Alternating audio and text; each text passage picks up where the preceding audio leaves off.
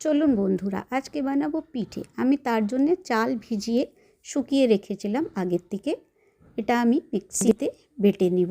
আমার চালের গুঁড়ো তৈরি হয়ে যাবে। এই যে চালের গুঁড়ো তৈরি হয়ে গেছে। চালের গুঁড়ো নিয়ে তারপরে এটাতে দিব 2 চামচ মতন ময়দা। ময়দা দিলে একটু নরম হয় আর স্বাদও খুব ভালো হয়। ভালো করে মিশিয়ে এটার একটা ভালো পেস্ট বানিয়ে নেব। প্যান তৈরি হয়ে গেছে আমার, প্যান গরম হয়ে গেছে। এটাতে দিব সাদা তেল। তেল গরম হয়ে গেলে আঁচটা একটু নিচে দিয়ে কম করে দিতে লাগবে, নাহলে ওটা পুড়ে যাবে। আবার এই যে পেস্ট বানিয়েছিলাম পিঠের, পেস্টটা ভালো করে 1 চামচ পেস্ট দেব আর ওটা ভালো করে পাতলা করে ছড়িয়ে নেব।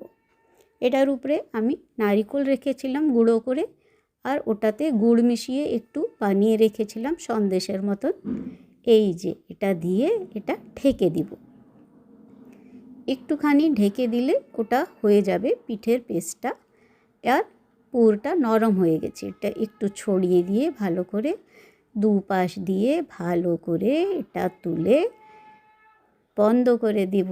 ওই যে ময়দা দিয়েছিলাম না, দেখুন তো কি সুন্দর হয়েছে। বাহ, কি সুন্দর রং এসেছে, কি সুন্দর হয়েছে আমার পিঠে।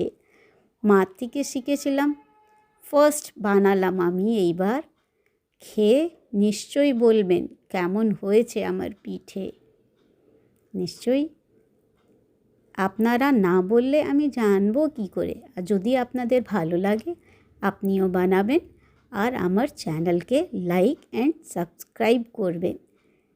নিশ্চয়ই বলবেন আমাকে কি কেমন লেগেছে আপনার এই পিঠে।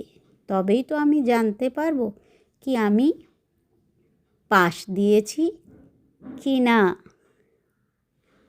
দেখুন তো কি সুন্দর পিঠে হয়েছে দেখতে, খেতেও দারুণ হয়েছে। আপনিও বানান আর খান পিঠে।